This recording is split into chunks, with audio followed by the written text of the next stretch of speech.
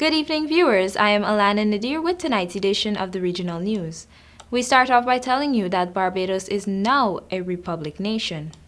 After 396 years, the sun has finally set on the last vestiges of British colonialism as Barbadians awoke to a new dawn as the world's newest republic.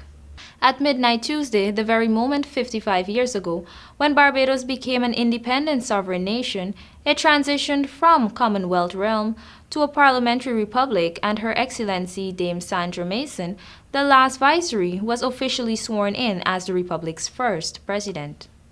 The British crown, under whose possession the island was declared in 1625 in the name of King James I, was finally decoupled from the sovereignty of Barbados after 4 centuries through the epochs of colonization, slavery, emancipation, internal self-government, federation, and finally independence.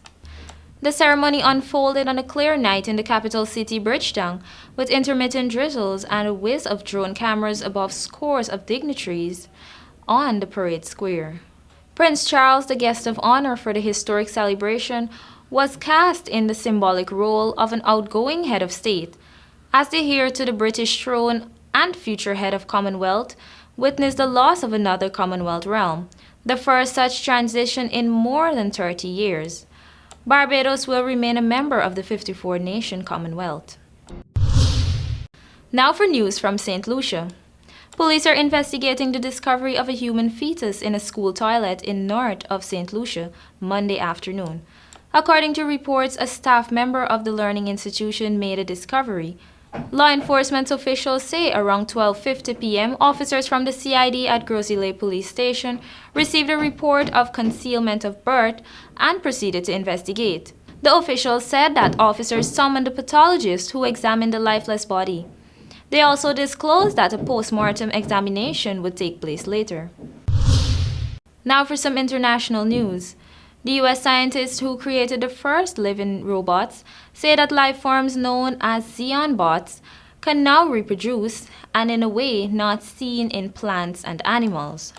Formed from the stem cells of the African clawed frog Xenopus laevis, from which it takes its name, Xenobots are less than a millimeter, 0.04 inches wide.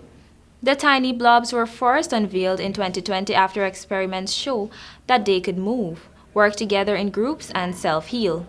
Now the scientists that developed them at the University of Vermont, Tufts University, Harvard University, WISS Institute for Biological Inspired Engineering, said they have discovered an entirely new form of biological reproduction, different from any animal or plant known to science.